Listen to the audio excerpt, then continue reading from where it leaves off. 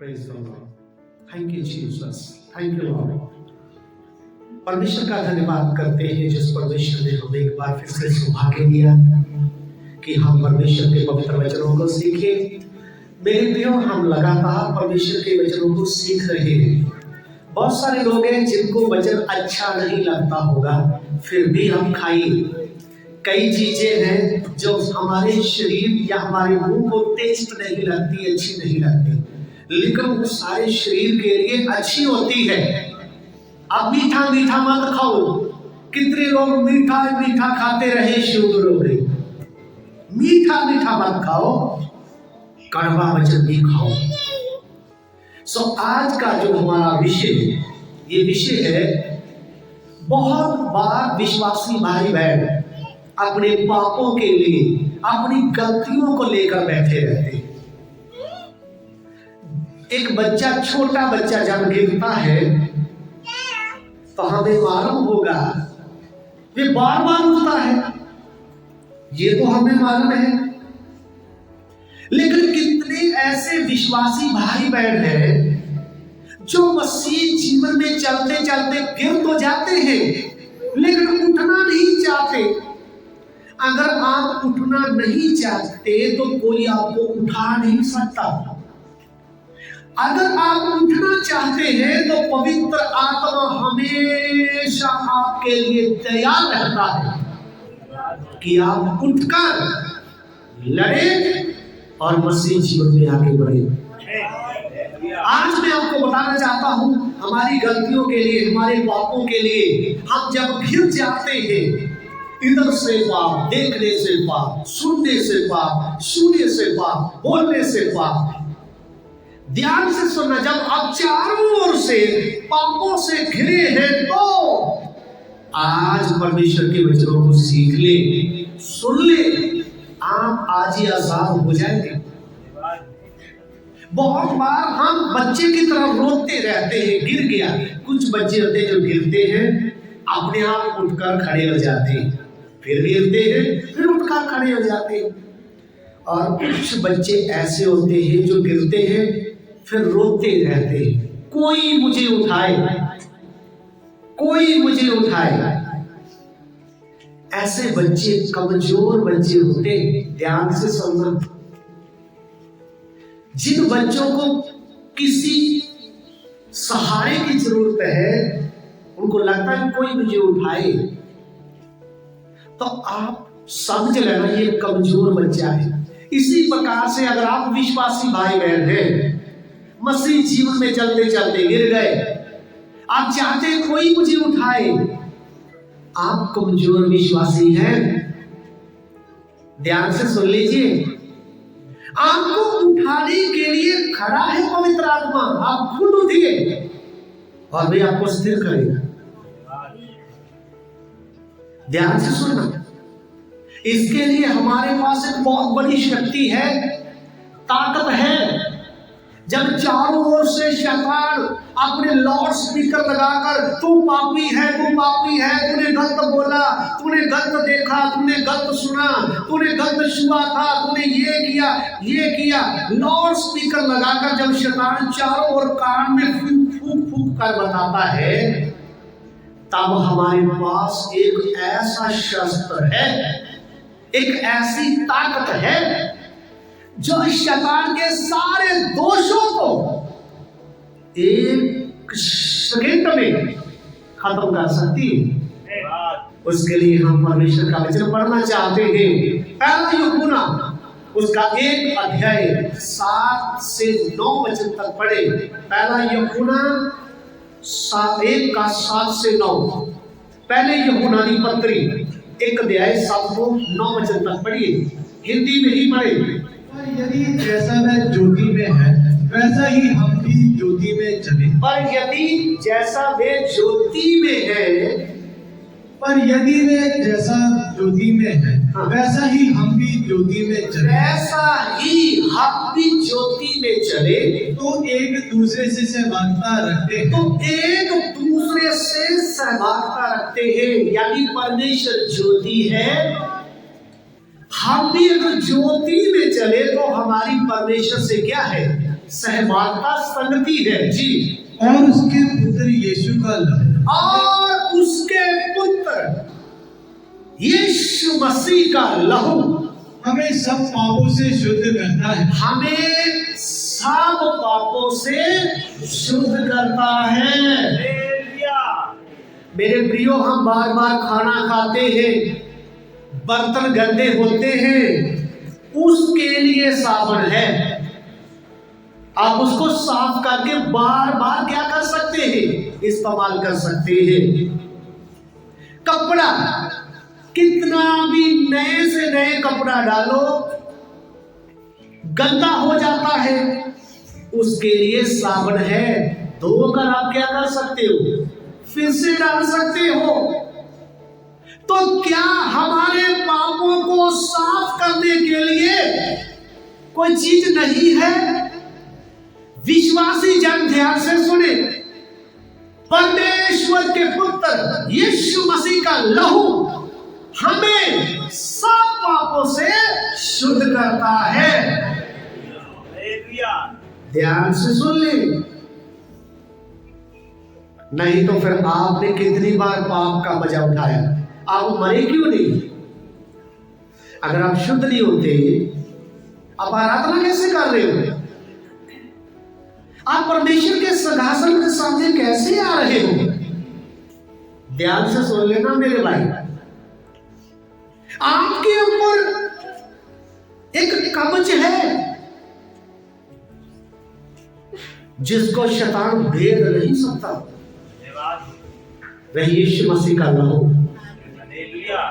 हम शरीर में हैं, शरीर में चलते हैं, शरीर के द्वारा पाप अंदर प्रवेश करता है, लेकिन हमारे अंदर जो नया मनुष्य है, जो परमेश्वर से उत्पन्न हुआ है, उसमें कोई पाप नहीं है। वह बिल्कुल पवित्र है, महिमामयी है, तेजवंत है।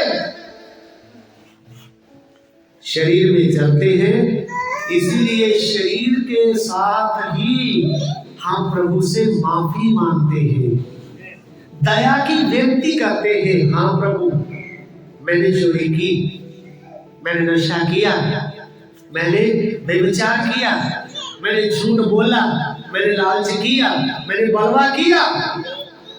अब मैं मान लेता हूं, मान लेती हूं, मेरे ऊपर दया करे, मुझे यीशु मसीह के लहू से धोकर शुद्ध करे, तब आप शुद्ध हो जाते हैं। प्रभु यीशु मसीह का लहू अगर आपको शुद्ध नहीं करता, तो आपको वचन का ज्ञान नहीं।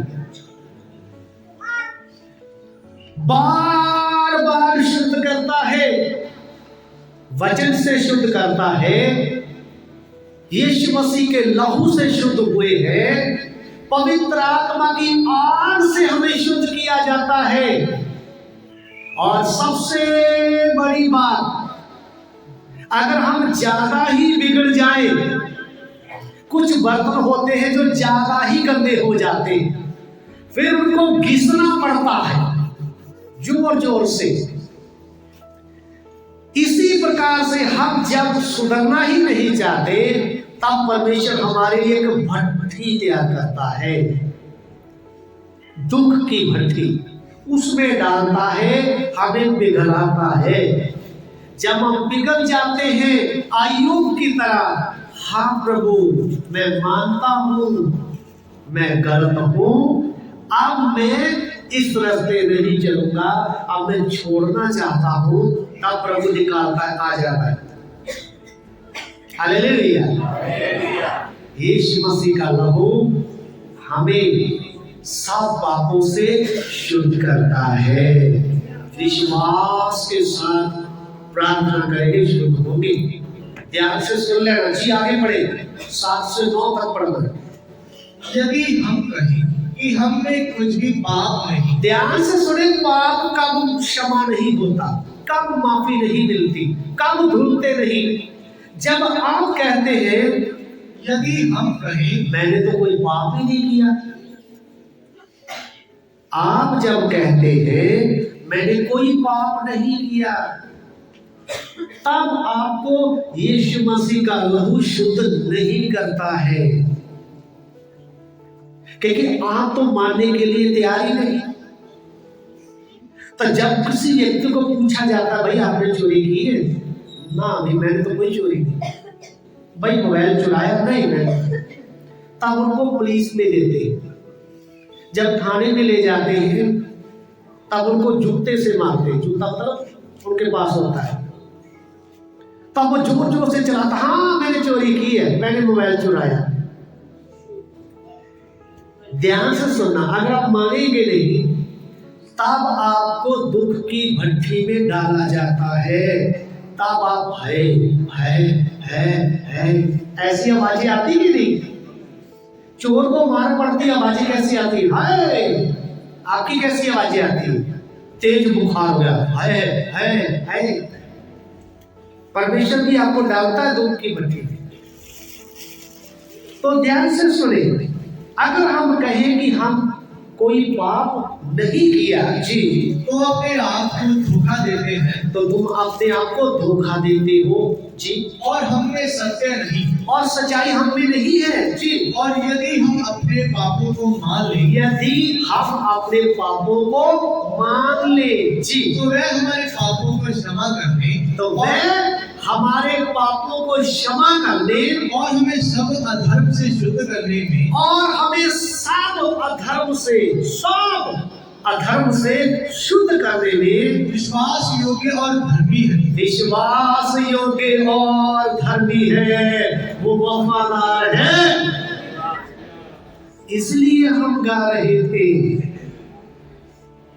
तो सच्चा खुदा और वफादार है, विश्वास योग्य और धर्मी है जी। यदि हम कहें कि हमने पाप नहीं किया, तो उसे झूठा ठहराते हैं और उसका वचन हमें नहीं। तो अगर आपने मान लिया, तब यीशु मसीह का लहू आपको शुद्ध करता है। ध्यान से सुनिए, जब आप शुद्ध होगे, फिर भी आपने जो किया है वो आप भूलते नहीं हैं, वो आपको अच्छे तरीके से याद होता है मैंने क्या क्या किया है। और लोग भी हमें बोलते हैं। ध्यान से सुनिए, मैं आपको एक बात बताना चाहता हूं, इतिहास की बात है। पुराने जमाने में इस्राएल के समय जब लड़ाई लड़ी जाती थी, तब जब कोई जीत कर वापस आता था, तो इस प्रकार से उसकी रथ यात्रा निकालते थे। तो रथ यात्रा निकालते हैं और उसके लिए बहुत ही बड़े आदर के साथ उसके लिए तैयारी करते हैं कि ये बहुत बड़ी लड़ाई जीत कर आया है, और उसके लिए बहुत बड़ी भीड़ इकट्ठी होती है जो उनके लिए प्रशंसा करे।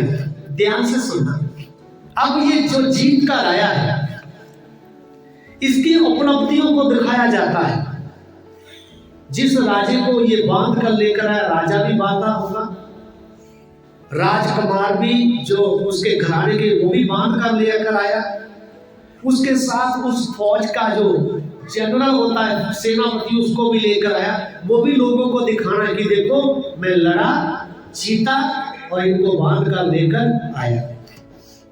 तब बहुत बड़ी भीड़ उसकी जय जयकार करती है, तुरी फूकती है, आदर के साथ फूल डालती, बहुत कुछ करती है। इसमें जाजक, संसद और भी गीत गाने वाले, गाना गाने वाले बहुत सारे लोग होते हैं। तब उनको रातों के ऊपर चढ़ाया जाता है और उसको लेकर जाते हैं ताकि उसकी प्रशंसा हो। मेरे प्रियो, ध्यान से सुने, जब वो जाता है तो उसके पीछे एक और व्यक्ति को बैठाया होता है और लोगों को भी समझ में आए, उसके पीछे एक कपड़े का वो एक पट्टी वगैरह लगाया होता है जो उसकी कमर के पीछे होता है, उसमें उसके सारे अपराध लिखे होते हैं। इसने युद्ध अपराध क्या क्या किया, ध्यान से सुने। आगे से उनको क्या मिल रहा है, आदर, मान, सम्मान, जय जयकार, लेकिन उसके ही पीछे क्या लिखा हुआ है, उसकी सारे अपराध गलतियां लिखी हुई है। ये इसको भी मालूम है जो जा रहा है, मेरे पीछे जो लिस्ट लगी है वो बुरे कामों की, इसलिए लगाते हैं ताकि इस व्यक्ति को कभी घमंड ना आए कि मैंने इतना बड़ा काम किया, देखो मैंने तो कोई दोष ही नहीं किया। इसको भी मालूम है, लोग इसको आदर दे रहे, इसकी तारीफ कर रहे, जय जयकार कर रहे, बहुत बड़ी भीड़ चल रही है, गाना बजाना हो रहा है, लेकिन ये जो खड़ा व्यक्ति, इसको मालूम है मेरे पीछे कुछ है, इसके लिए किसी का कभी इसको घमंड नहीं आता है। ध्यान से सुने, हम भी जब इस पृथ्वी में रहते हैं, शैतान की शक्तियों से लड़ाई लड़ते हैं, हम जीतते हैं, लेकिन ध्यान से सुने, हमारे कुछ अपराध भी हैं, हमारे पास एक लिस्ट है ताकि कभी हमको घमंड ना आए। ध्यान से सुनना, उसके पीछे तो लोग लिस्ट देख सकते थे, उनके अपराधों को पढ़ सकते थे, लेकिन हमारे लिए प्रिय ऐसा नहीं है, क्योंकि हमारे सारे पापों को परमेश्वर ने अपनी कमर के पीछे छुपा रखा है। इसलिए परमेश्वर के वचन में लिखा है, वे मसीह ने सदा ही हमें जय के उत्सव में ले चलता है। हालेलुया। उसके लिए एक वचन पढ़े, यशायाह की पुस्तक 38 का 17 वचन पढ़े, यशायाह 38 का 17। जी पढ़े। देख, शांति ही के लिए मुझे बड़ी कड़वाहट मिली, परंतु तूने स्नेह करके मुझे विनाश के गड्ढे से निकाला है। तूने मुझे विनाश के गड्ढे से निकाला है, क्योंकि तेरे सब पापों को तूने अपनी पीठ के पीछे फेंक दिया है। हालेलुया। क्योंकि तूने मेरे सारे पापों को अपनी पीठ के पीछे फेंक दिया है।